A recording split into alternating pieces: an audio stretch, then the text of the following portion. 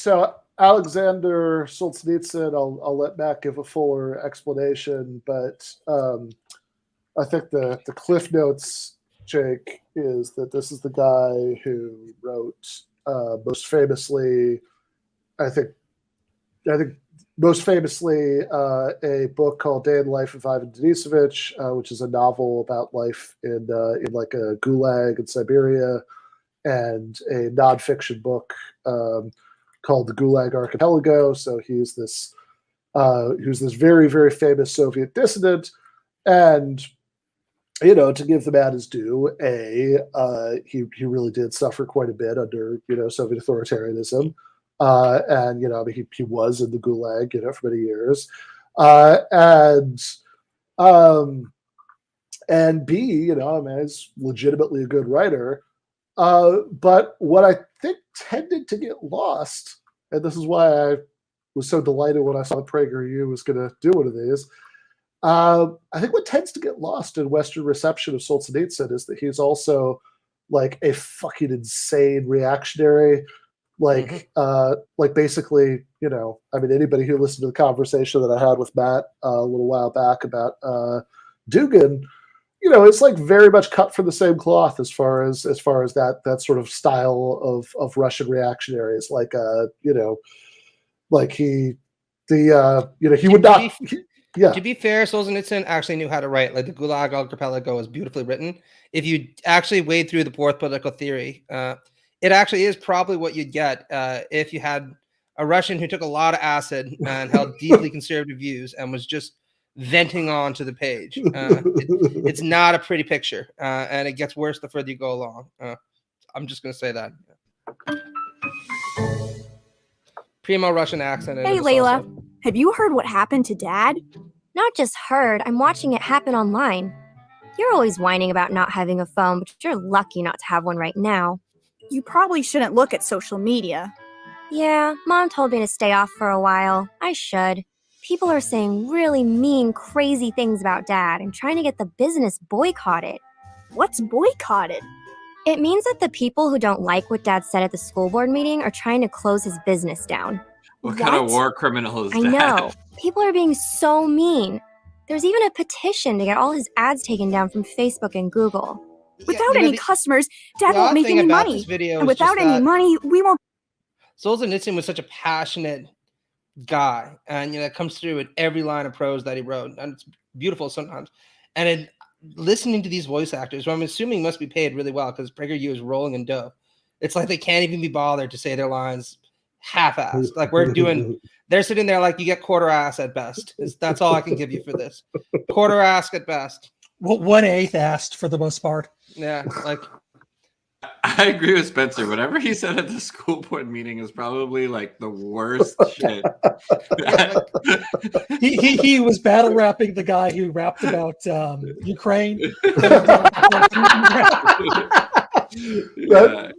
Matt, have you seen this? No, I haven't.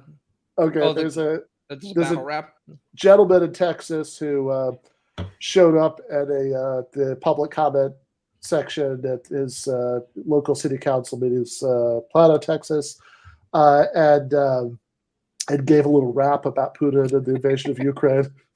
And I think he's actually far right as well. I found. I would be very unsurprised to hear that. Well, it's some points for creativity. It's the best part. He's wearing a blue suit with a yellow tie and pocket trifold, whatever those things are called. Yeah, I mean, it was just like the video was. I mean, I don't know. I don't know a lot about this guy at this point. Jake knows more than I do, but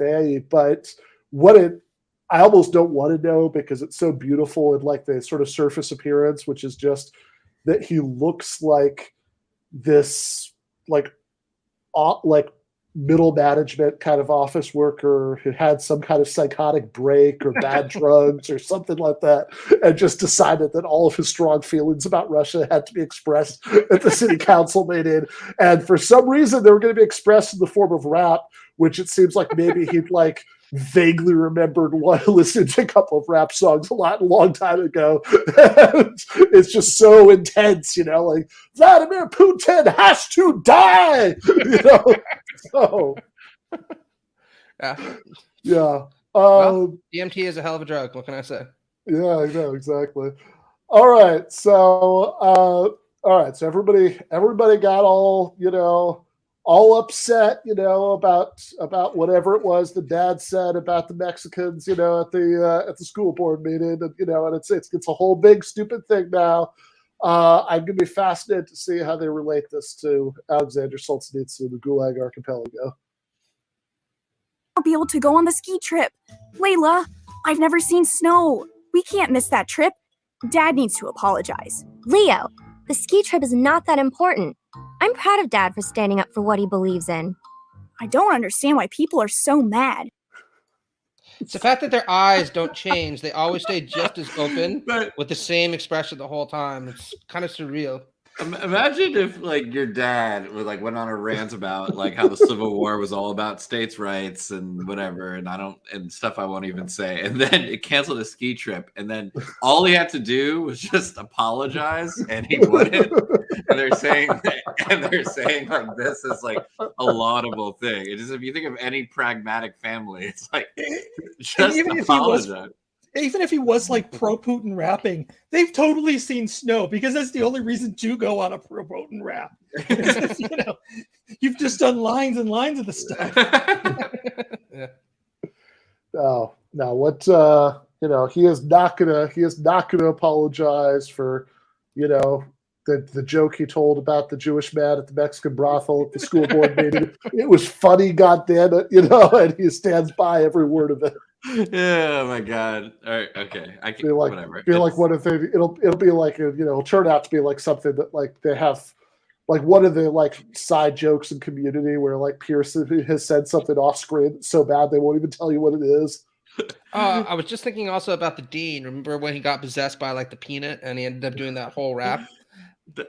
That's right. About the Ukraine thing. Yeah. They should end this video with just a 1 minute video of what the dad said. It was probably just wow, that was a lot of uses of the N-word. Yeah, of course it was single conversation. It was just a one-man play about Michael Richards' performance at the his Laugh Factory. Yeah. It was just I was just quoting that. Yeah. Exactly. Oh my God! This is ridiculous. Yeah. No, and I really hope that what their dad said was just he just word for word recited the Michael Richards screaming at the heckler. Which my favorite thing about that, by the way, was that it was the most innocuous. It's literally what the guy said was, "My friend doesn't think you're funny." All right, let's do it. Me neither. He just said he thought parents should know what teachers teach us. Even if he's wrong, shouldn't he have the right to say his opinion? I can't. Wait. So, to be clear, what their dad is getting canceled for is that he was promoting anti-CRT laws or something. So, as a free speech issue, this one just got a little bit more complicated. Yeah, well, I think that they're at least cognizant of that, so they never come quite out and say that, right? It's heavily implied that it was something like that, but not quite. Awesome. Can't believe the video went viral. Well, Dad was pretty upset, but he has a right to freedom of speech. Yeah. Last time I got in trouble, I told Mrs. Johnson that America is a free country, and that got me in more trouble. I don't understand free speech. Leo, it's very different when you're a kid in school. Dad is an adult. I'm confused. I need to take my mind off this. Let's go learn about freedom of speech. I have a feeling we're going to need to become experts. When Dad calls your teacher a fucking bitch and screams a bunch of anti-Semitic things at her, he's allowed to because he's an adult, but you can't do that, son. Yeah, well, fair enough. I also love the idea that the app on their phone that lets them time travel, that one of the possible ways of doing it is you can select the value that you want you want your excursion through time to demonstrate. Like you don't even have to say like I want to go to Russia or like something like I want to go back to the 1970s. You have to what you do is you just put in it's like what you want the lesson of the story to be, and the app can take it from there. I think Prager gets a personal text message, and then he figures it out based on what value. He's like, oh, Dennis at the computer. Yeah, he's like, oh, these kids need to learn about freedom of expression. Let's just send them to Aleksandr Solzhenitsyn. Yeah. All right. Sounds good to me. Maybe we can help Dad. No one on earth has any other way left but upward. Hello, sir. We're from the future. We're Americans, and in our time, there are lots of arguments about having the right of free speech. Oh, you're a degenerate liberal American. You've been corrupted because you have lost Christian value. Yeah, I do like how Alexander's just handling this so well. He's just like, okay, well, whatever. Oh, you're Americans from the future. Cool. Yeah. Exactly. Yeah. Maybe you degenerate liberals are now trying to fuck with the time stream. The good holy time stream. Exactly. Yeah, that's right. That's right. They could make this a little Loki crossover there. Yeah. All right. Let's see what he has to say. Our dad spoke at a meeting and made a lot of people mad, and now they're trying to punish him. But he didn't do anything wrong. He just said what he believes in. Do you have time to help us understand the right of free speech? Perhaps, but I don't know. I don't know you. Maybe you are secret communist kids sent from communist future to trick me into talking about freedom so you can squash. That's my sister Layla. I'm Leo. No freedom squash. No squash. We love freedom and just want to help our dad and try to understand what's going on. Okay. I will help you. I am Aleksandr Solzhenitsyn. Solzhenitsyn? Is it okay if we call you Mr. S? Certainly. Russian names like mine can be very difficult for Westerners. The speech I just gave was a warning to your great country for what will happen if you do not protect free society. It sounds like not enough people listen to me. It's not too late. Teach us about free speech and we can spread the word to our friends. I am really popular. I have lots of friends. Ugh, get over yourself.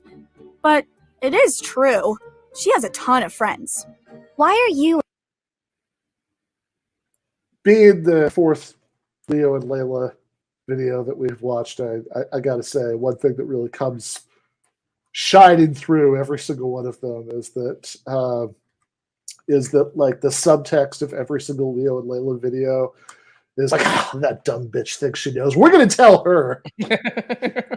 Well, it's pretty incoherent because he made the joke where he was like, no, that's my sister Layla, right? Because like they're kind of, because I think they're supposed to be where she's like a dumb like AOC type, like she's kind of liberal, but then she learns. But in this one, she was the one who was like, Dad was just sticking up for, I don't know. I shouldn't complain about lack of character consistency in these, but it's they definitely flip flop it based on the needs of the story. But I guess that's not the gravest sin that yeah.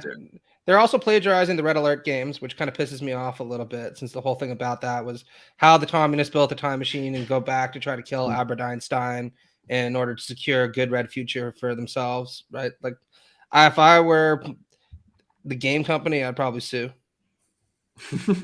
And that's where Mr. S came from too. Oh, yeah. You can call me Mr. S. which is ridiculous because like I first heard of Solzhenitsyn because he was mentioned in a song where the line was, he was just some Johnny Saucepan when he walked into the kitchen. The chef put down his Solzhenitsyn. Yeah, it was the whole thing. Yeah, Straub's question is fantastic, which is, what's the intended audience for the shit? That's a really good question. Like, parents trying to occupy their children. I think the all that weird shit about the dad gives a clue about who the audience is like someone who just went through that, I think, and maybe is watching it with their kids, but I don't know. Well, Solzhenitsyn's also a weird character for these because you can find like children's guides to like Ronald Reagan, children's guides to Frederick Douglass, kids' guides to Benjamin Franklin. All the other people appear on this. But like, I don't know many children who are going to pick up like the Pocket Gulag Archipelago and just start to go through it and be like, oh, so this is the true meaning of human suffering, a la Russia, right? There's a deeper level of suffering available to humanity that we in the West can't even comprehend. Like, yeah, do they have like that? I'm trying to remember what they called those. They're like illustrated classics or something. Those like kids book versions of like they'd have like the Jules Verne, 3,000 Leagues Gone to the Sea or whatever, but it would be like a this illustrated kids book version you could read in half an hour. Like I'd really like to think that somebody's done a version like that of the Gulag Archipelago. So that's what I was thinking, because I used to read those books when I was a kid. You get like the kid's Count of Monte Cristo with like all the worst parts of it taken out, and in the end he decides not to get revenge on them, or Phantom of the Opera, where in the end the tragedy is taken away. But like, what are you going to sit there and just do? It's like, oh, at the end, Stalin released them all, and there was goodness that swept across the land. Like I mean, the book is literally 800 pages of just, oh, it started bad and it just got so much worse. Like, and then, like I said, in true Russian form, it's like I thought, like the middle of the book, he's like, I thought that there was a depth to human suffering below which I could not reach. And then I realized that, in fact, there was an ocean of suffering beneath this, which Matt, I was not even aware of. Spoiler alert, there's a depth. Sorry, yeah. there's an even deeper depth of you're reading and you're like, surely there's no deeper depth of human suffering. Yeah. No, like some books just don't translate well for kids. Like, you're not going to have a kid night and be like, here, go through this, Yeah. Just thinking about that meme with it's like all the different national literatures. It's like, I don't know, it's like American literature, I'll die for my country. French literature, I will die for love. There are like a couple others. Then it's Russian literature, I will die. Yeah. An expert on freedom of speech. Let me tell you my story. In 1918, I was born in Russia. Russia.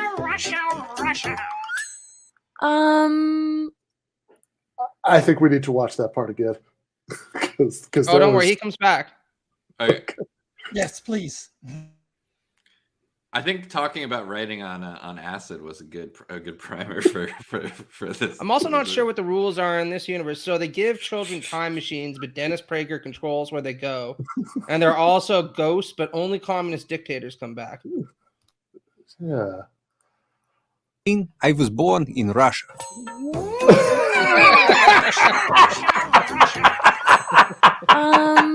Who was that? That is Ghost of Stalin. Stalin was dictator of Soviet Union. I am author, and my books have destroyed the way people remember him. Yeah, so his ghost I edited that in, yeah. But as you can see, he is very wimpy. Huh. Communist ghosts in 1978? Well, okay. My childhood was lived under new communist Soviet rulers who This is took also a pedantic control point, of but it Russia pisses me off that they after didn't get the the map revolution. right, and I don't know why, because that must have been deliberate. Like, all those states were part of the USSR at that point. And Oh, they just call the whole thing Russia. yeah, well, and also like Ukraine, Belarus, all the Baltic states, they were all part of the USSR. So I don't know why the map is that way. I'm sure it was done for some reason, Kazakhstan, but I don't know what the reason is. Yeah, that is confusing. All right. Well, I mean, I guess the Baltic states weren't in 1918, so maybe that's the point. Maybe, yeah. Maybe the Like animator Kazakhstan, looked up, Belarus, and Ukraine definitely were. the animator looked up a map of Russia today and got confused. Maybe that it could just be that Prager U is so lazy that they just typed in Russia, took the map on Wikipedia, and we're just like, okay, that'll work now. It's definitely within the realm of possibility. Nice. It was lived under new communist Soviet rulers who took control of Russia after revolution. My family farm was taken by communists, Oh, they took and his my cow. Christian faith was made illegal. But despite this, I love my homeland and served during World War II. Were you a soldier? I was commander 4 Red Army. I gotta just say, like, there were periods of time this was definitely not uniform, in which in various ways the Russian Orthodox Church was like repressed and persecuted. It was never just made outright illegal to be a Christian in the Soviet Union. That's ridiculous. That's not what I learned in church in the 80s. And in fact, during World War II, Stalin made a political decision to rehabilitate the church to. I think you're missing the main tragedy here, Ben, which is that his one cow was taken from him. That cow meant everything, and it's gone now. And it was eaten by the greedy communist pigs. Fair enough. All right, yeah. So might not be completely strictly accurate. In fact, he did bring the Russian Orthodox Church back in a big way during World War II, and I don't think it was ever completely illegal to be a Christian in Russia, but whatever. I'm sure they really did take away his one cow, because as all those old email chains have assured me that communism means you have one cow and the government takes it. So. Oh, yeah, I forgot about those. Those are fun. Me, and was honored several times for being hero in combat against invading Nazis. But as war was winding down, I began having questions and criticisms of communism, and specifically of Stalin, who was dictator. That's not okay under communism, right? Saying anything bad about the dictator is against the law. Everything I say. Gross. Stalin held all power. Gross. Stalin held all power and authority, and since I questioned his leadership in letters and conversations, I was punished and sent to Gulag. Off to the gulag. Off to the gulag. What's the gulag? Gulags were work prisons, in the worst places imaginable. We need a soundboard now, and we just need that.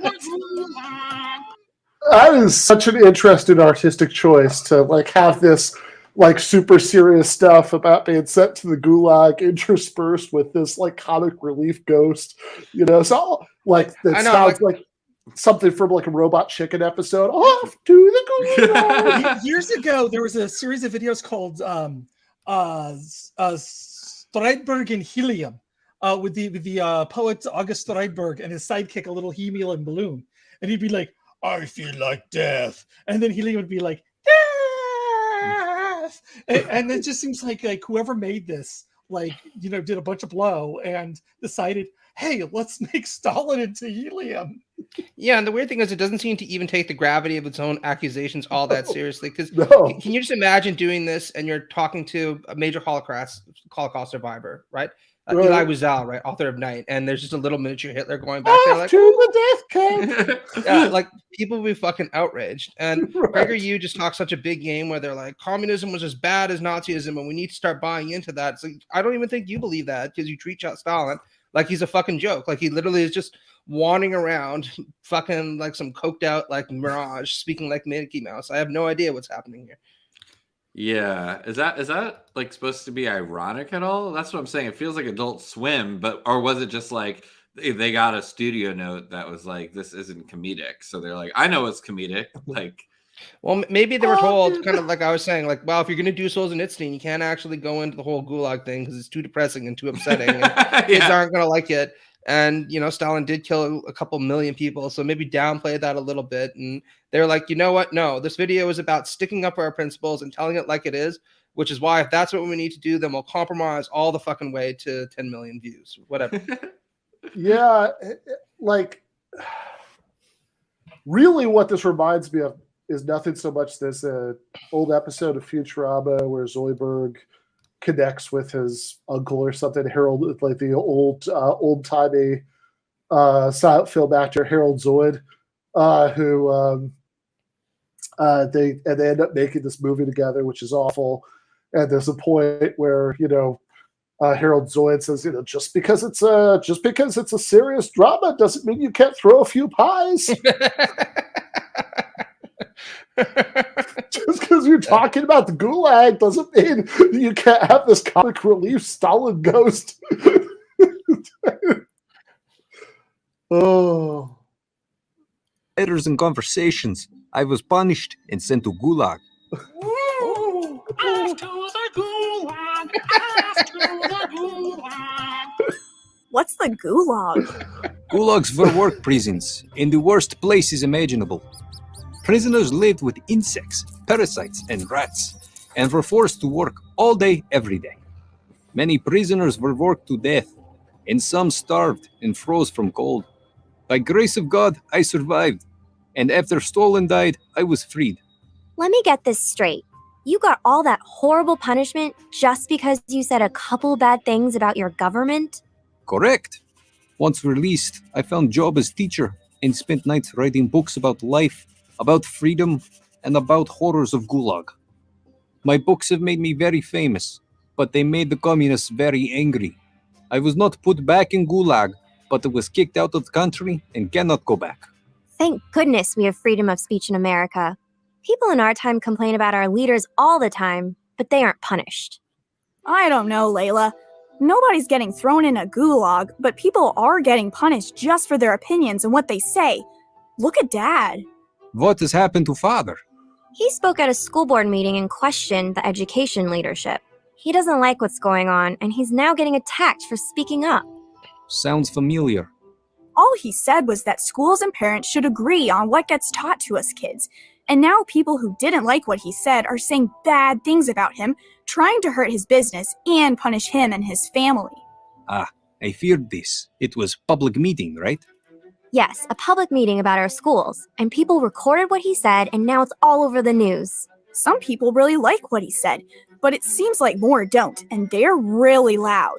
Woo! Sneaking in through schools. Government controls everything, even your children. Whoa! Hey, that's kind of what Dad was saying during his speech. He got really mad. Everything, even your children. Woo! Sneaking in through schools. Government controls everything, even your children. I mean, I think I found my next Halloween costume. Hey, that's kind of what Dad was saying during his speech.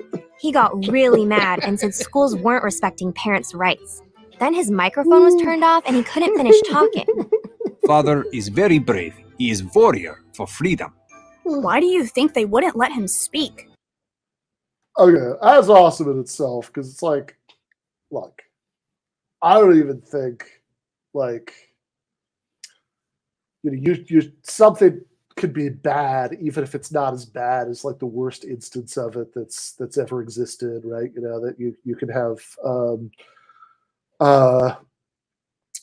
like whatever horrible shit their dad said at the school board meeting, you know, it could be an instance of racism without being as bad as the Middle Passage, right? You know, that there could be, there could be degrees.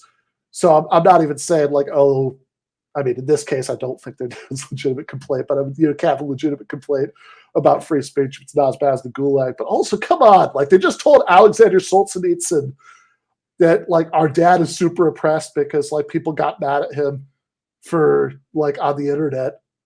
And he's not like, oh my God, you fucking punks. I was in the Gulag for 10 years eating rats in the ice, and you're going to do a pity party about this? Like, it's like, oh, he's a very brave man. Yeah, not to mention travel all the way back through time to ask him these innocuous questions, right? Like you said, Ben, it sounds like it's some CRT stuff. So, I mean, I guess I could see how they would argue to the contrary, but no, I mean, the father was like trying to restrict free speech of the teachers, probably. Yeah, right? It's sure. I mean, it certainly sounds like it to me. I mean, it sounds like what the dad was doing was, advocating for like censoring what goes on in classrooms. Like that's, so like all he was trying to do was restrict the speech of others, and then he got mocked. Yeah, and that's what irritates me about these things. Because look, I agree with Ben about some aspects of cancel culture, but a lot of them, right? That I think that we on the left make a mistake when we say, well, only the government can censor you, kind of, appropriating that right-wing talking point for our own purposes. But it definitely is the circumstance that if you say something in a public square and people criticize you publicly for that, that's not a restriction on freedom of speech. That's exactly what Mill's Marketplace of Ideas was meant to be about. And if they're calling for boycotting him, that's a bit of a different circumstance. But all the kind of wishy-washing around this is really annoying. And like Ben said, I imagine if Solzhenitsyn actually heard this, he would see it as another example of Western decadence and the fact that people in the United States don't know what the hell they're talking about, where they're comparing themselves to real spiritual men like himself.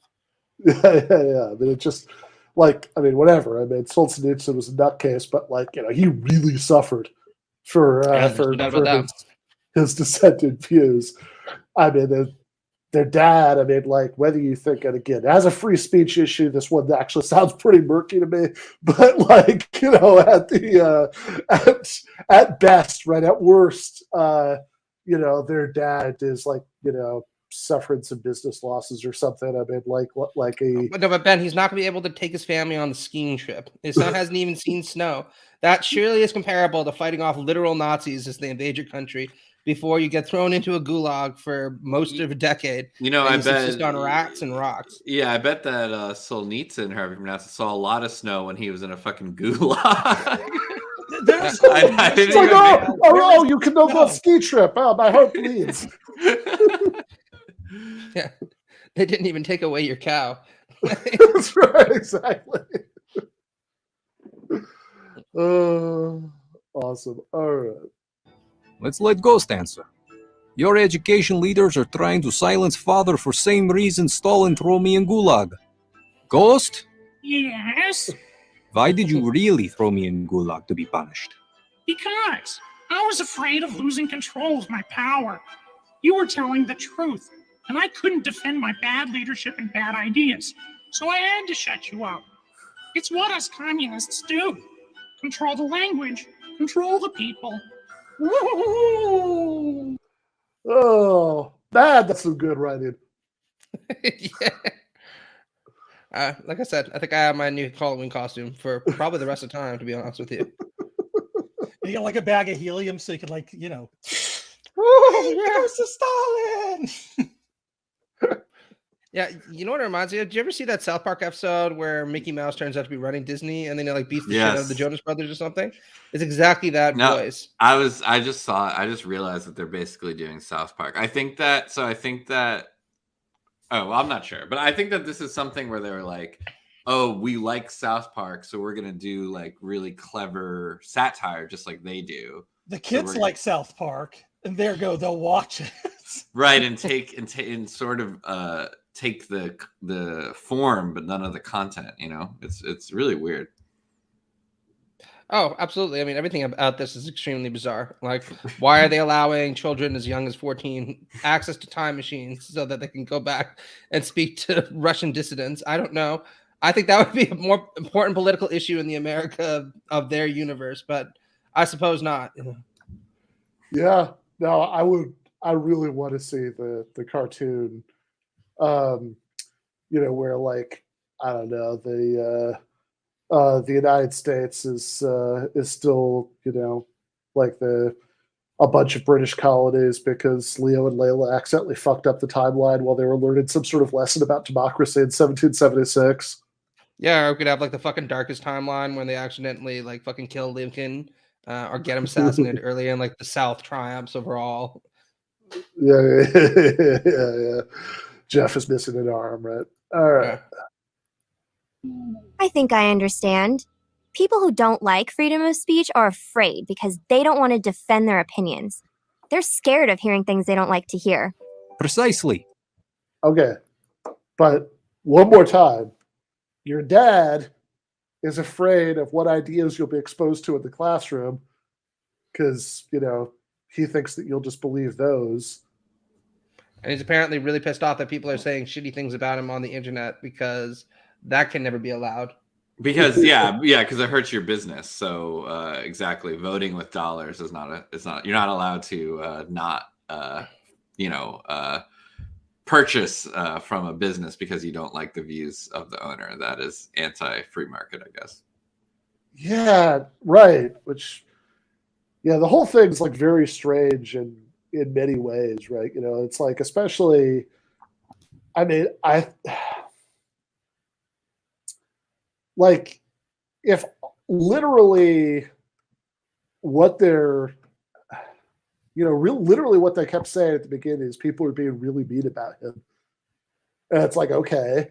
I mean, we haven't, we certainly haven't gone to a problem there yet, right? Because that's, like, I mean, as Matt said, I mean, that's the million, ideal, right? I mean, like that everybody can have at it and be as mean as they want, like that's not, that's not a problem yet, right? Like that, you'd have to actually go beyond that and have some actions, in order for there to be a free speech problem. And like, I mean, if he were just, I mean, I guess, like if he were just being like horribly mobbed for this or something, like maybe you could make some sort of argument, but like really what it seems to get down to is that like people said mean things and that his business is suffering a little bit, and so they might have to skip this particular ski trip. Like it just seems, and it seems like not obviously like he has a great free speech complaint, especially that he doesn't have a great free speech complaint because the entire thing is that he's tried to like, blacklist teachers for, being critical race theory Marxists or whatever.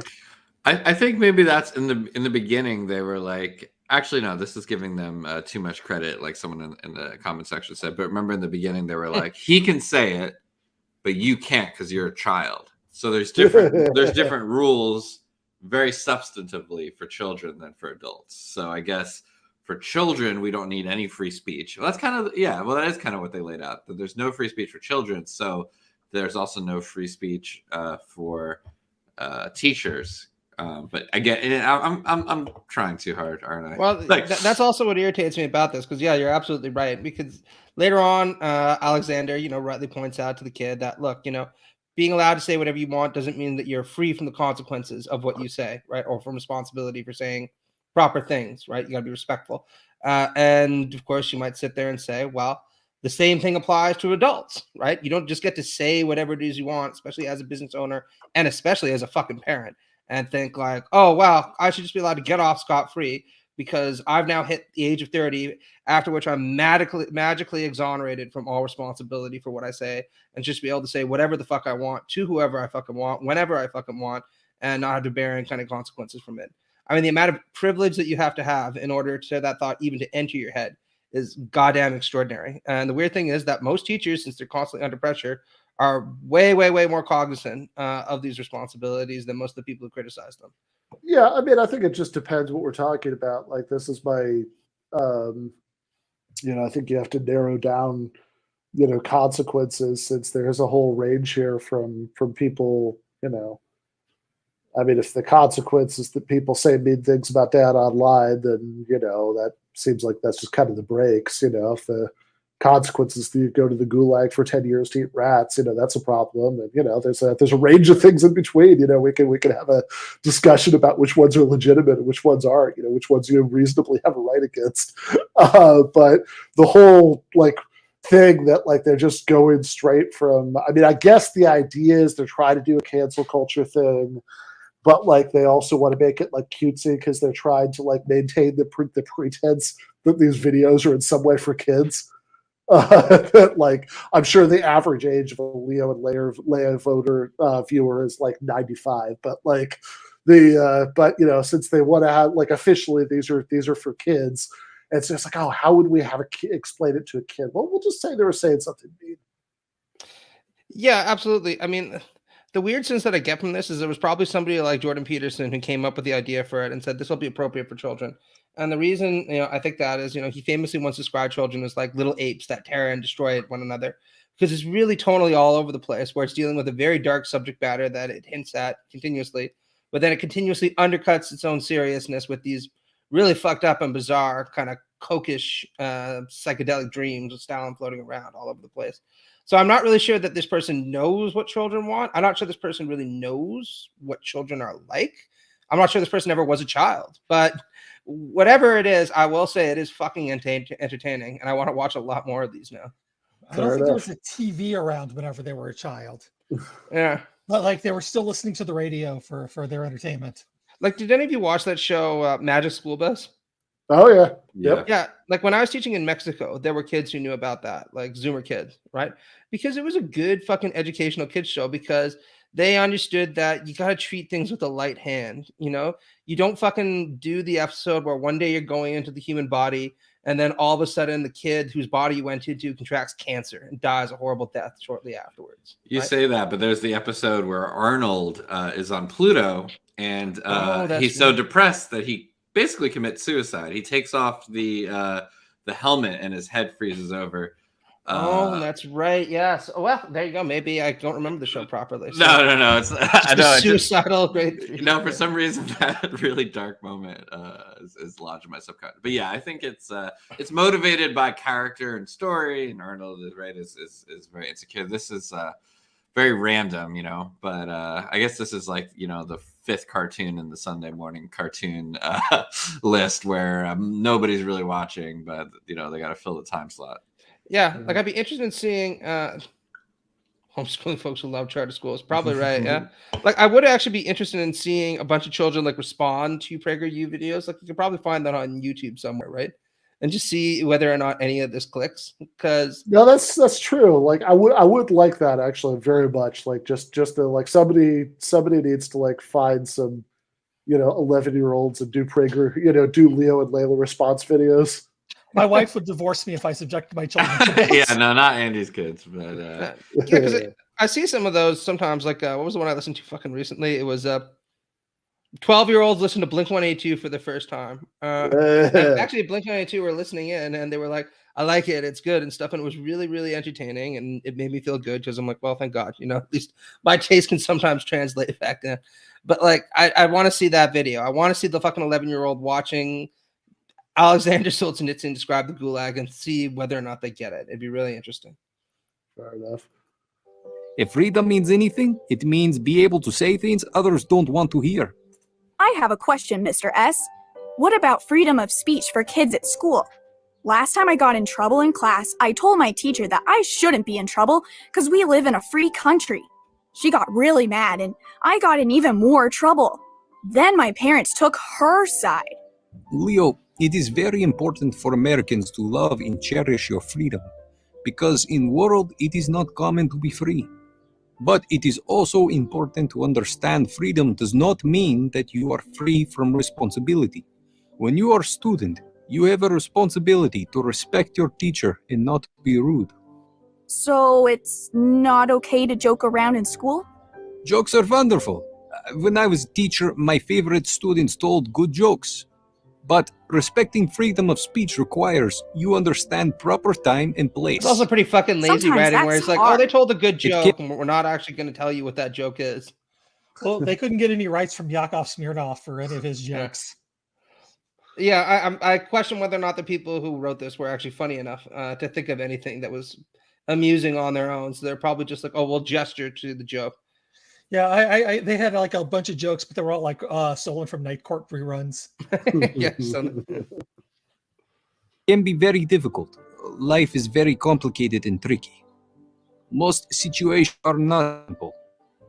That's why it's so important to have conversations where different opinions can be heard. No conversation and no jokes, or off to the gulag. Woo! This is wait, you know what they couldn't fucking animate their head turning to look back at all that shit. Like they're just staring straight ahead while the ghost of Stalin. Leo and Layla are laser focused on Solzhenitsyn. They're like we're just gonna ignore the ghost of Stalin. He's not here. If we don't acknowledge him, we'll just go away. heard. No conversation and no jokes, or off to the gulag. Woo! This is why bad leaders are always on attack of free speech. They make no room for differences or middle ground compromise. You are on their side completely, or you are their enemy. What if Dad loses his business? American hero Benjamin Franklin once said, "Those who choose comfort over freedom will have neither." Your father must fight. Everything depends on freedom. We met Mr. Franklin. He's great. And that makes sense. Without freedom, a business doesn't matter. Yeah, Dad needs to keep speaking up and fighting. After talking to you, Mr. S, I'm really proud of Dad. Very good, Leo. Now, back to your time to help him.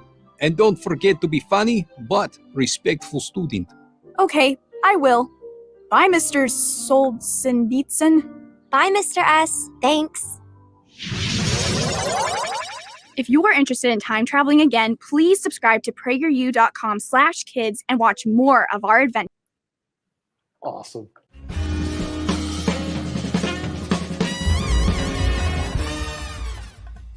You have been watching free public content from Give Them an Argument.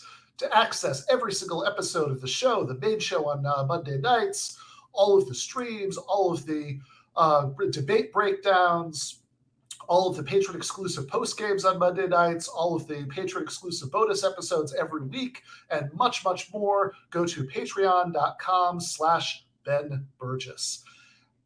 I cannot resist ending this with, don't be foolish.